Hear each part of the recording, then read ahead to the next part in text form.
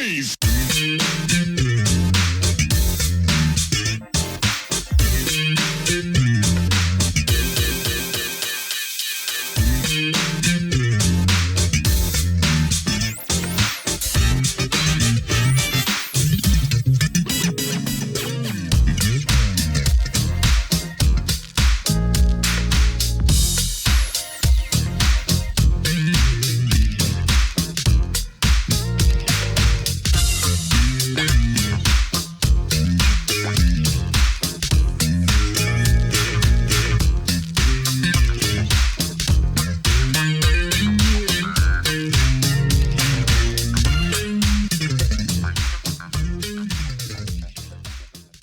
Hello and welcome to another edition of Truth and Rhythm.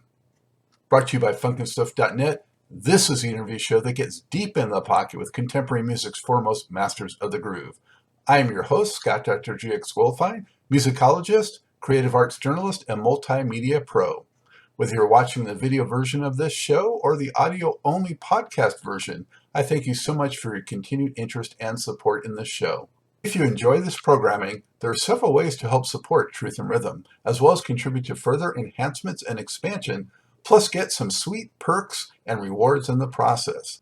First, subscribe to the Funk and Stuff channel on YouTube, which is where Truth and Rhythm lives, and be an advocate by spreading the word among fellow funk, jazz, and R&B music lovers.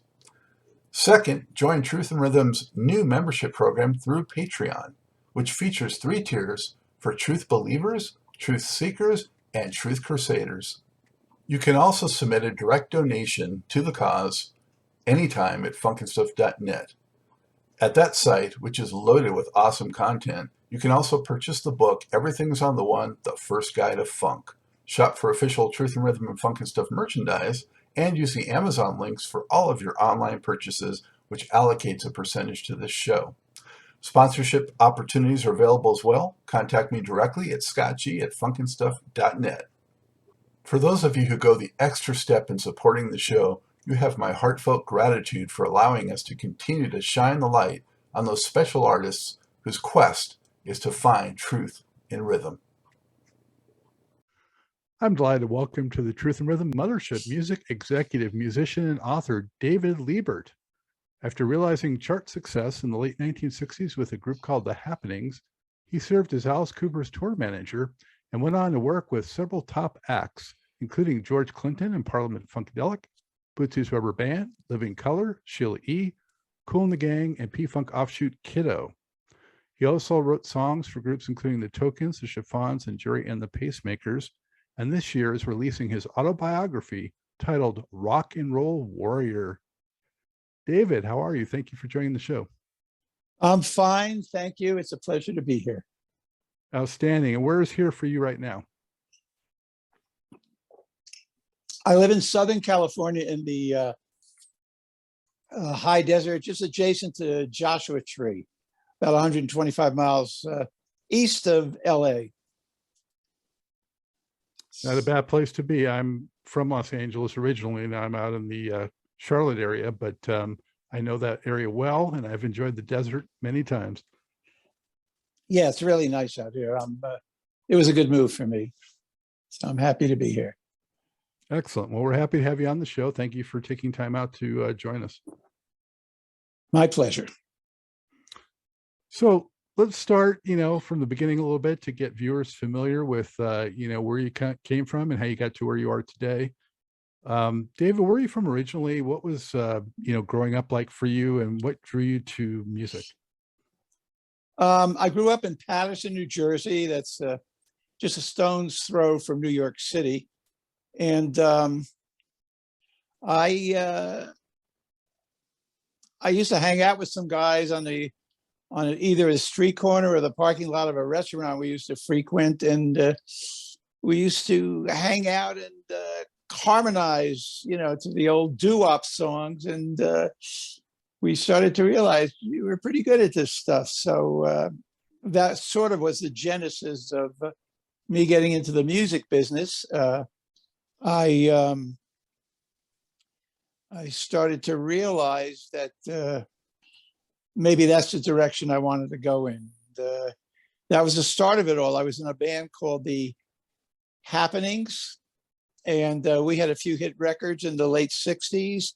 I Got Rhythm, See You in September. They were both #1 records. And then we had a couple of top 10 records as well. And that's how I got involved in the music business. Wow. So what was your first big break in terms of, the happenings or the music industry in general, in terms of being an artist? Well, I think I was working in a department store at the time, but anytime I had time off, if I had a chance, I would hit the streets of Tin Pan Alley. It's a section of Broadway that houses a lot of the record industry companies. The Brill building is probably the most famous of them all, but there were several buildings like that. And if I walked into the offices of a publisher, I would tell them I was a songwriter. If it was a record company or a production company, I was in a band.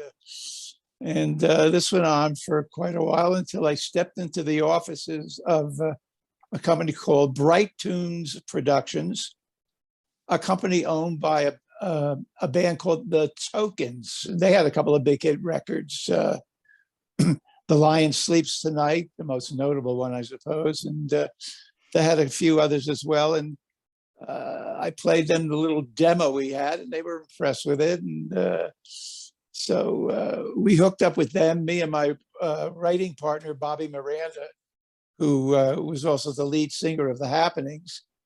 And they gave us a little room with a piano in it, and a little room in their offices to write songs for them. And that sort of was the start of it all. And part of the deal was they were going to produce The Happenings.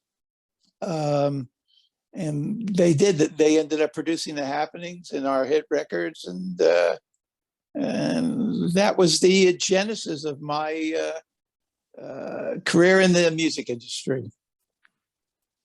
Who are a couple of your favorite doo-wop acts and the ones that maybe inspired you early on? Oh, we liked Dion and the Belmonts. We like my influence were the Beach Boys and the Four Seasons. We were sort of a harmony group like they were. Of course, nobody was better than the Beach Boys at that, but we were probably in second place. They were the great influence. But I also listened to a lot of jazz at that time. So I was listening to people like the Double Six of Paris, Lambert, Hendricks, and Ross, who would, write words and harmonize to well-known jazz instrumentals at the time. So that was sort of my influence. And I had taken classical piano lessons for maybe 8 years. And that gave me the roots in order to, get serious about trying to make this all happen. How did you feel when you first heard your song on the radio? It was an unbelievable feeling. It was surreal, to say the least. And there was a bit of a history with See You in September. It almost didn't make it. But then WABC picked it up. They were the biggest top 40 station in the country, and it all blossomed from there and ended up becoming a #1 record. But yeah, it was pretty crazy. I remember The Happenings were on our way. We were in Bobby Miranda's car on our way to a weekend gig in Washington, D.C. And just as we were about to leave the area where we could still listen to WABC, out of the clear blue sky, they go, "Here's a new one by The Happenings," with the old DJ voice. "Hey, here's a new one by The Happenings, a brand new group. I think you're going to like it. It's called See You in September." And we had to pull off to the side of the road, and we just went crazy, laughing, crying, hugging each other, screaming. That I remember very clearly. It was the moment, I suppose, when I started to think, gee, this actually may all work. How old were you about at that time?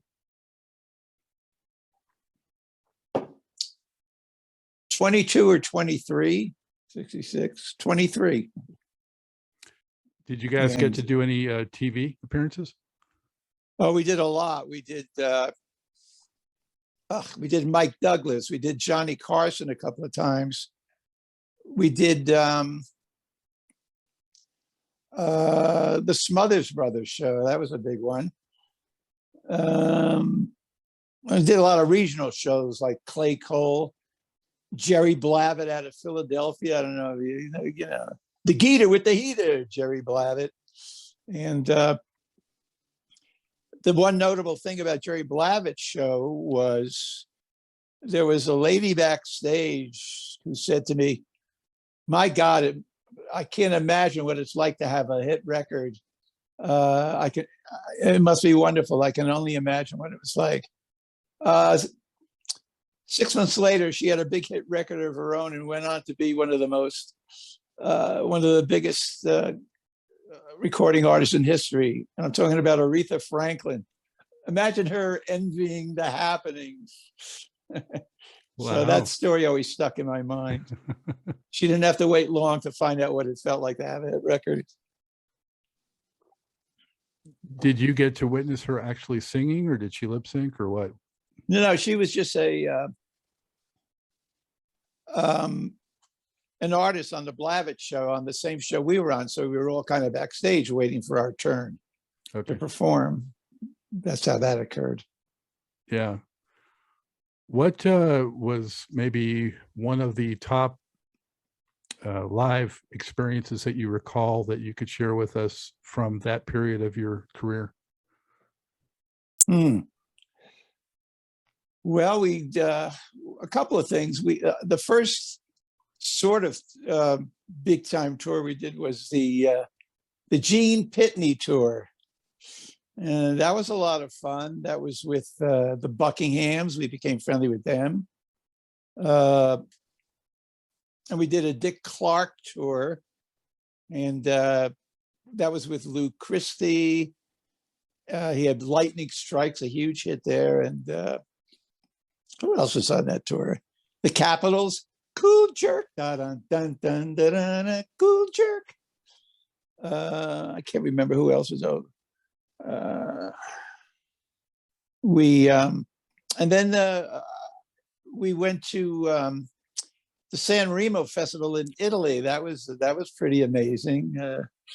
Who is the Hollies are on that festival? Cher. We recorded an Italian version of "See You in September," and it became a big hit in Italy. I thought that was kind of cool.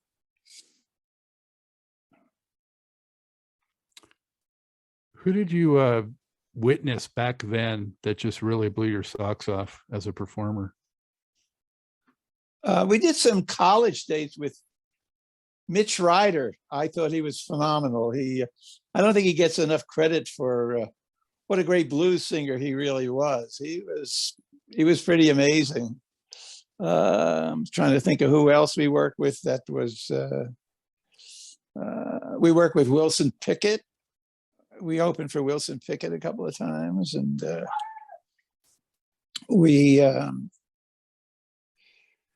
I think we opened for Vanilla Fudge at a gig in New Jersey, and you know, the happenings came from New Jersey. So that was, and they kind of snubbed us. They had just, they barely acknowledged our existence there. And I took it very personally. You know, it could have been for a lot of reasons. They just finished doing a tour with having Led Zeppelin as their opening act for Zeppelin's first American tour. So I guess hanging out with the happenings was not high on our list of things to do.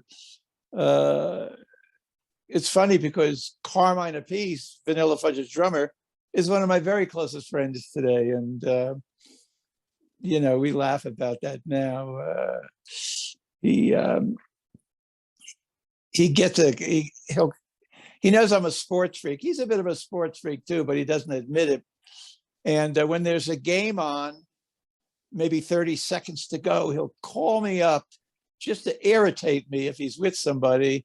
And I know it's him because I can see the caller ID, so I know why he's calling.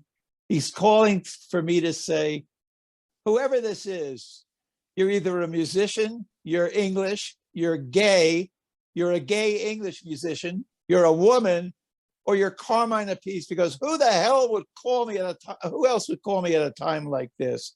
He never gets tired of hearing that from me when he calls. Oh man. Well, it sounds like that was quite a career and experiences that you had with the happenings. What a great time of the music business. And how and why did it come to its conclusion? Why did it wind down with the happenings? Well, the Tokens were producing us, and they thought they had discovered the formula to the happening success, and that was remakes of older records. Like See in September, several years earlier, was a hit by a group called the Tempos. They had sort of a cha-cha version of it. We had a more modern version. I Got Rhythm was a George Gershwin song. Big difference. Go Away Little Girl was a Steve Lawrence hit. Mammy was an Al Jolson hit. Those were our four biggest hits. But then we did some others. Breaking Up Is Hard to Do.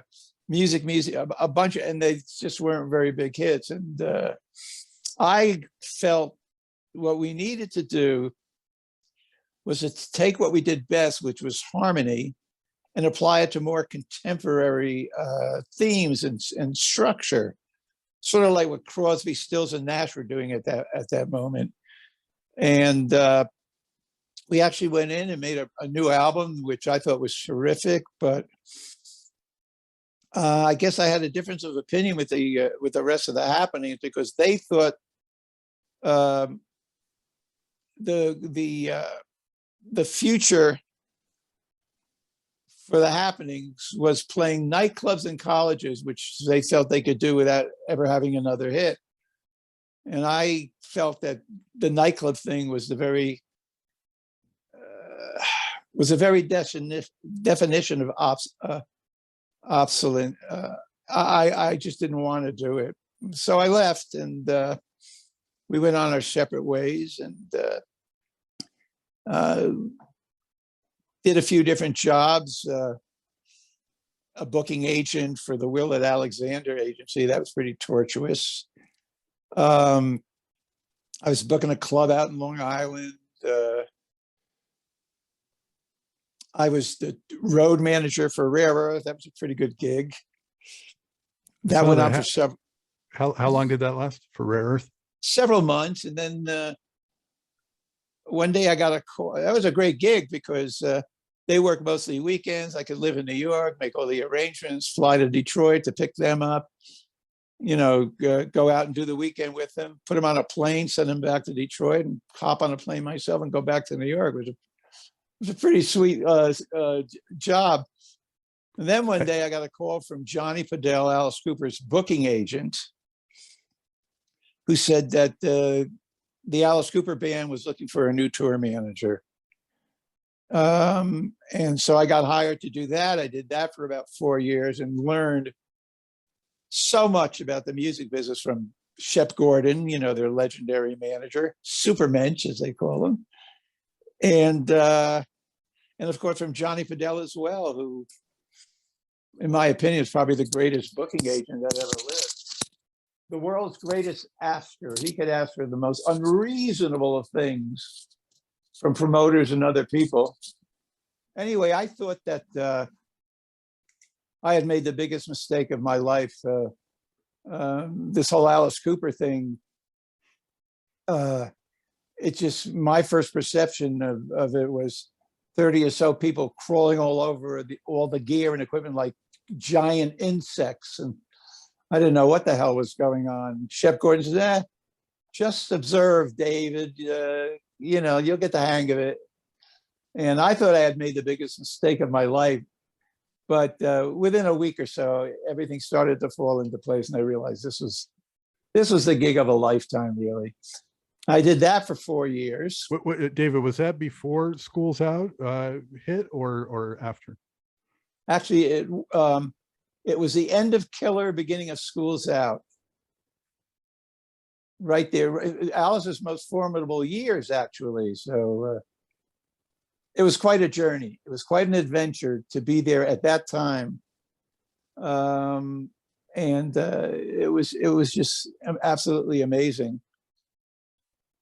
Yeah, and Rare Earth, I had Peter Rivera on not too long ago. He was Pete Rivera, yep. They enjoyable were great to talk guys. to. I mean, I Yeah. loved that gig. They were fun. They put on a great show. It was a cool gig. It was a very cushy gig. I mean, I could be home all week, just fly out on the weekends. It paid well. Liked everything about it. But Did you miss performing, or you just kind of took right to the tour managing stuff? I didn't really miss performing. Every once in a while I would do something. For instance, I sang background. I was in the studio all the time when Alice Cooper Band was recording, and I would be routinely recruited from time to time by Bob Ezrin, their producer, to sing background vocals and things of that nature. So I never really completely stopped being a performer, although I wasn't performing on stage anymore, of course. What would you say it was? Is Alice Cooper's greatest talent? Is it just being sort of a visionary? Yeah, he's a very bright guy. He and Chef came to the conclusion that the two most saleable commodities in entertainment was violence and sex.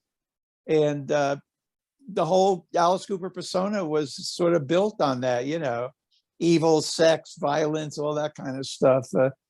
Although really in sort of Campy, tongue-in-cheek fashion. Alice wasn't an evil guy.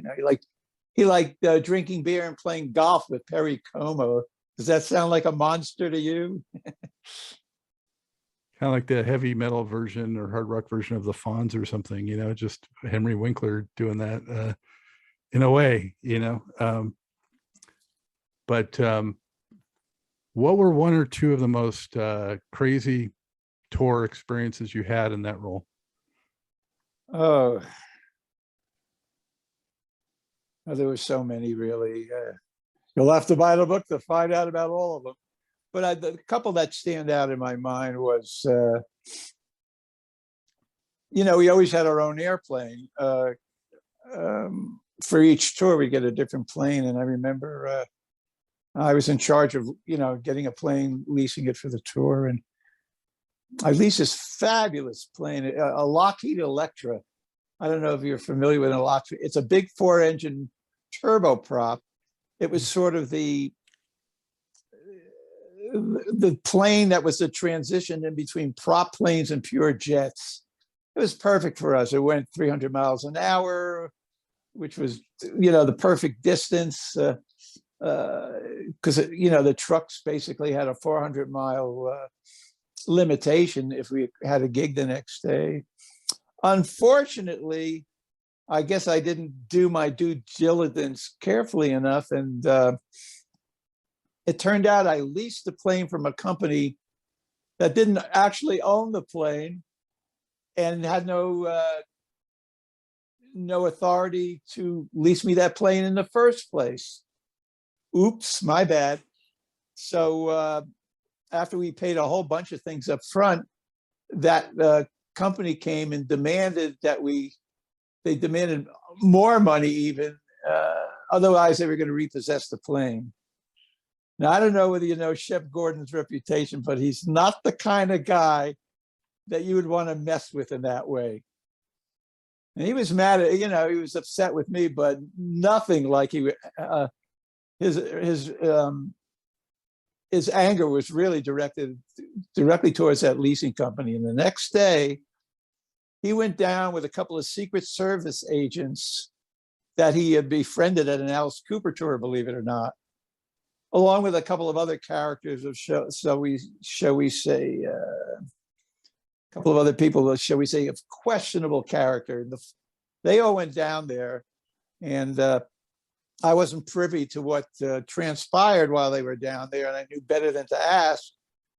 But when Shep came back, he had restructured a whole new deal, and the plane was basically ours after that. All we had to do was pay the expenses. There was no leasing fees or anything.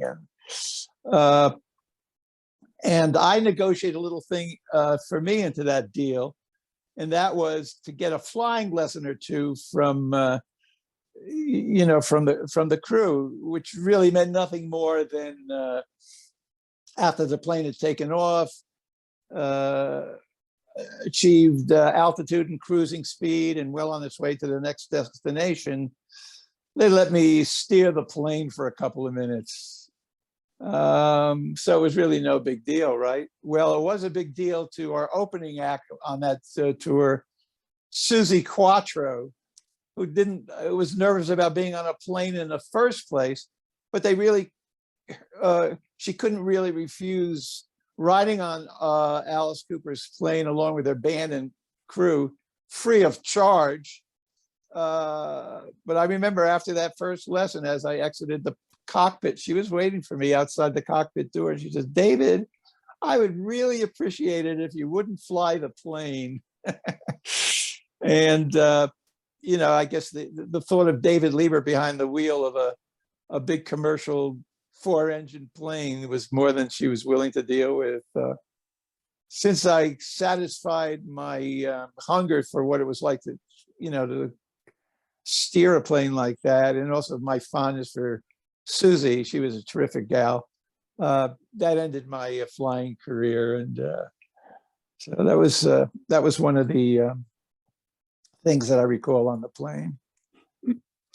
Is she still with us? I hadn't heard her name Oh, in yes, quite a while. very much so. She's actually, she lives in Europe. And I think she's on tour right now, and she recently released an album. It turns out she's was a tremendous influence, and still is, to a lot of women musicians and women performers, because she was sort of the mold, Yeah. What was there anyone that Alice Cooper shared a bill with, either as opening act or maybe co-headliners or something like that, that one either kicked ass or two was a pain in the ass? Or maybe both. Well, actually, Alice was very particular about who opened for him. And he used Susie a lot. He also used Flo and Eddie a lot. He loved those guys. Mark Volman and Howard Kalin, Flo and Eddie, they were two of the original members of the Turtles. And they were terrific. We loved having them around.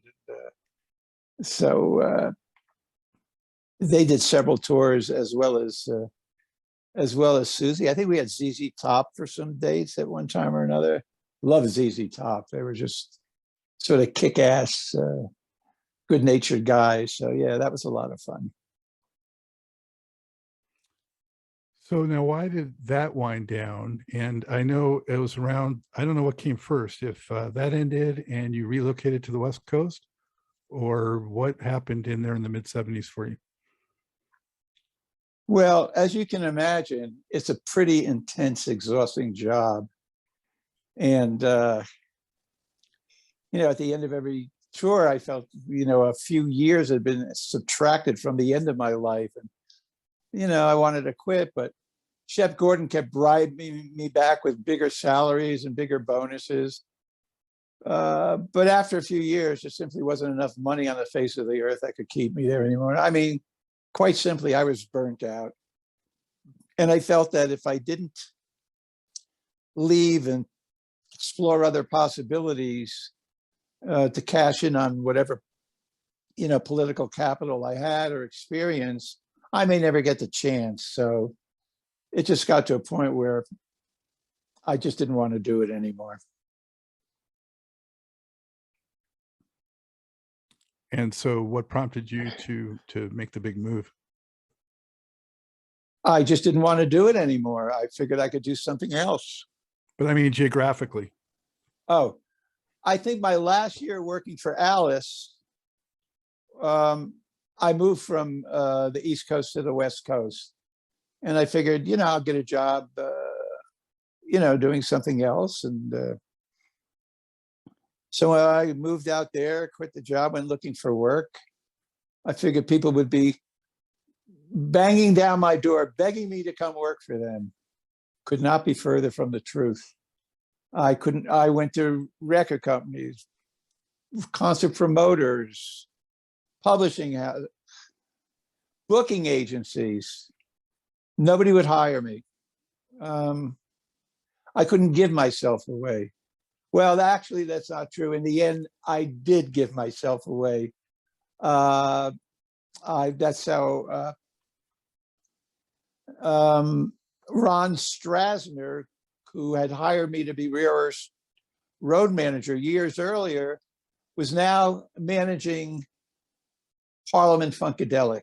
And he says, we'd love to hire you, David, but we're broke. We can't pay you anything.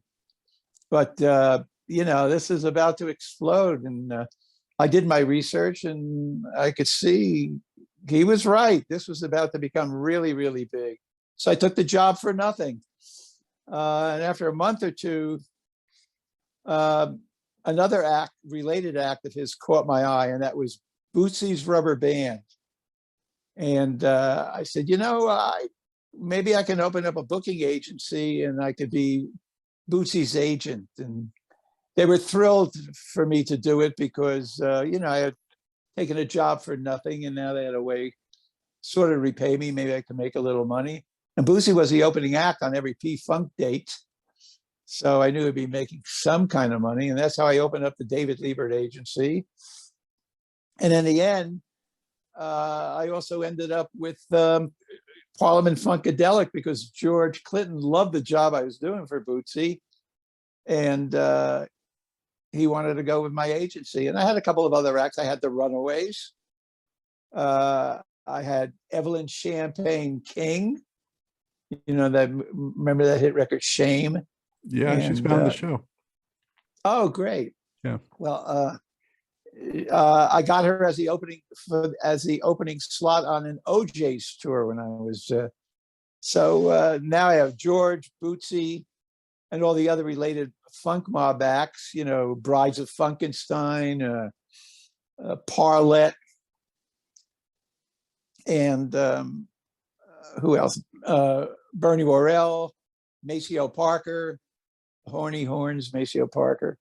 And that is basically how I ended up being George's booking agent, through taking a job for nothing, getting Bootsy as a client for my agency, and ending up with George Clinton Parliament Funkadelic as well.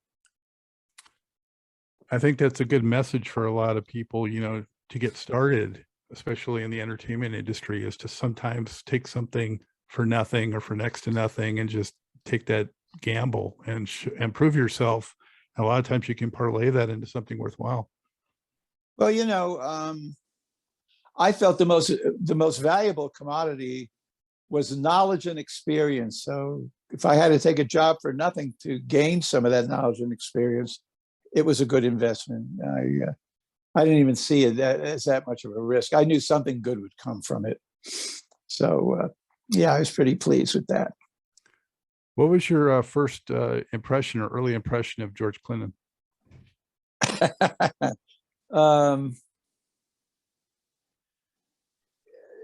It was pretty chaotic. It was, first of all, there's no set number of people in his band, certainly at that time. We could be on the road and some kid come up and say, George, I know every song, I play guitar. And, next thing you know, the kid's in the band for the next couple of weeks, or, something like that. The music was just great. I mean, and then I love the way George worked in the studio at that time. George is not a musician, he doesn't play an instrument, And he would stand there in the middle of the studio and go, do this. You know, to the bass player or drummer or whoever. And then he go, okay, now you go. And he would get some funky beat going, and it would all sort of evolve from there into a song. He was a genius at that. It was just absolutely amazing. It's real talent, and you know, and catchy phrases. And but I mean, to go to a P-Funk concert was an event. I mean, he did tear the roof off the sucker every night. It was without fail. It was an honor to work with him, and also a hell of a lot of fun. So, and you guys shared the doo-wop roots. We did. We actually did. In New Jersey, yeah. Right. He was with I Just Want to Testify, the Parliaments. But he was an interesting, from a business point of view, he was an interesting combination of street smarts, of which he had a lot, and just natural born instincts and intelligence. And the combination was, you know, he was able to achieve things that nobody else achieved. One of them was he figured, I guess Rivalot Records was, the Parliaments were on that label. They didn't, they got screwed on their royalties. George went to court. This was in Michigan, because I think that's where the record company was, and argued his point. And the judge says, well, you know, I don't see any reason why you can't simply be on another label under another name. The judge obviously didn't understand the concept of exclusivity on a record label. So George says, all right, I'll do that. So he signed with Westbound Records, and he called the band the Funkadelics. And with the stipulation in that agreement that he had the right, the band had the right, he had the right to be on another label under another name, in this case, the Parliaments. And then that, so he signed, you know, with Westbound Records, Armin Baladian's label. And then about a year or so later, Rivalot Records, Rivalot, whatever, I'm not sure how to pronounce it, went bankrupt. George went back to the court and said, I would like the name back, since they went bankrupt, and they gave him the name back. So he turned around and signed Parliament. He dropped the and just called it Parliament because it sounded more contemporary. With Casablanca Records, with the stipulation in that agreement that he had the right to be on another label somewhere else, namely Funkadelic on Westbound Records. And then George reasoned that he could sign an endless number of contracts with an endless number of record companies if he merely put in the stipulation in the agreement that he had a right to be someone else on another label. And that's how George broke the exclusivity of an artist or a band being on a label. I don't think any artist in the history of the music industry was able to accomplish that. Because those acts, they were all on different labels. Oh, yeah. I mean, all those ones you mentioned were pretty much on different labels. Yeah, they were. Funkadelic was on Warner's. Boosie was on Warner's. Parlet, I can't even remember who. I think they might have been on Casablanca. Brides of Funkenstein were on Atlantic. Yeah, you're right. And the interesting thing was, I don't know how much George would appreciate this, but when he's standing in front of that studio going, he really didn't know whose recording this would be for. Would it be for George? Would it be for Parliament, Funkadelic, Bootsy, Horny Horns, Parlet, Brides of Funkenstein?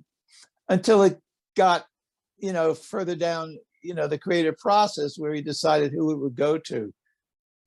But the bill went to every one of those record companies. They all paid the bill. I think they knew they were getting screwed, but at this point, if you had a funk mob artist on your label, you were doing well, so they just paid.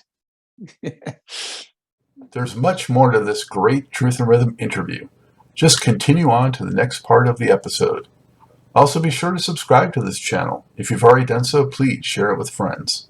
And become a member by joining Truth and Rhythm on Patreon, or consider donating at funkinstuff.net. Thank you very much.